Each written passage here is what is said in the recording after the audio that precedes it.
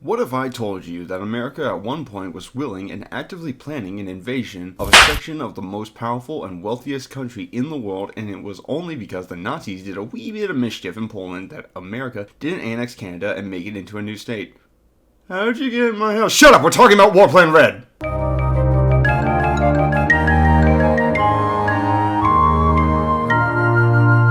During the interwar period of 1919 to 1939, the United States began devising a plan to invade or repel an invasion from the British Empire. The plan outlined actions that would be necessary if for any reason the US and Britain went to war. It assumed that the British would initially have the upper hand because of the strength of the Royal Navy. America believed the British would launch the attacking forces from their bases in Canada to initiate an invasion of the United States.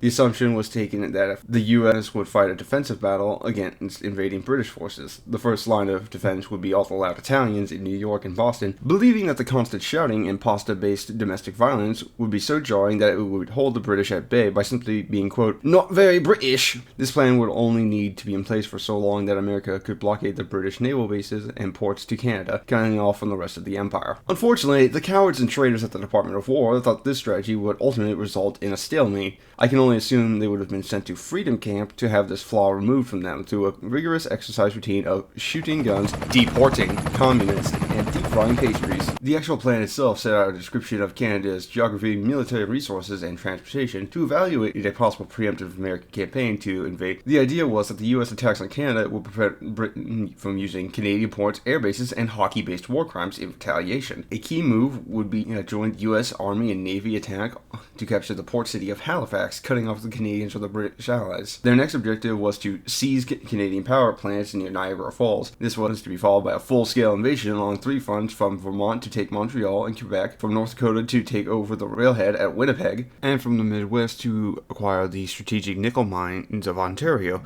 Britain never devised a formal plan of war against America, believing that while they could send troops to Canada in the event of an attack, it would inevitably fail to blockade the U.S. due to its sheer size, and because the Prime Minister in 1919 had restricted the Royal Navy's ability to produce additional ships, and according to an October 1919 memo by the British Admiralty, stated if they did send British troops to Canada, quote, the Empire would be committed to an unlimited land war against the USA with all advantages of time, distance, and supply on the side of the USA. So even the Brits knew they'd lose, despite having the largest military at the time and having the economy of the largest country to ever exist backing them. A country that was 13.71 million square miles, or 35.5 million square kilometers for the countries whose flag isn't on the moon. The main zones of operation discussed in the plan are quite a few, but thanks to the helpful uses of Wikipedia, we do in fact have a full list. Nova Scotia and New Brunswick. The first strike would involve poison gas attacks against the port city of Halifax, preventing the Royal Navy from using the naval bases and cutting off the undersea cable through Halifax, severing the connection between Britain and Canada.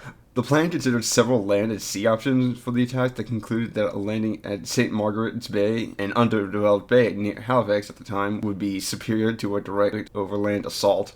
If they failed to take Halifax, the U.S. could occupy New Brunswick by land to cut Nova Scotia off from the rest of Canada at the key railway junction in Moncton, Quebec, in the valley of St. Lawrence River. Occupying Montreal and Quebec City would cut the remainder of Canada off from the eastern seaboard, preventing the movement of troops and resources in both directions. Ontario and the Great Lakes area. Occupying this region allowed them to gain control of Toronto and most of Canada's industry and prevent Britain or Canada from using it to launch air or land attacks against the industrial heartland of the U.S. in the Midwest. The plan proposes simultaneous offensive from Buffalo across the Niagara River, from Detroit across the Detroit River into Windsor, from St. Mary they would cross the St. Mary's River into Sudbury. Winnipeg.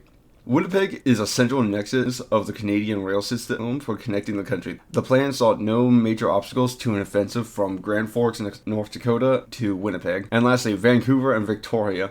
Although Vancouver's distance from Europe reduces its importance, occupying it would deny Britain a naval base and cut off Canada from the Pacific Ocean. Vancouver could be easily attacked over land from Bellingham, Washington, and Vancouver Island could be attacked by sea from Port Angeles, Washington. The British Columbia port, Prince Rupert, had a rail connection to the rest of Canada, but a naval blockade was viewed as much easier if Vancouver itself had already been taken. The plan itself only envisioned taking Western Hemisphere territories like Canada or the Caribbean colonies, while leaving stinky little non-states like the Philippines, Guam, and American Samoa to fend off any counterattacks from Australia and some made-up country called New Zealand. This was all just as a way to buy themselves time. Once Canada had been taken, and America planned to sue for peace and turn any conquered areas in Canada or any regions of the Caribbean into brand new states. Unfortunately, we would still keep all the French people that were in Quebec.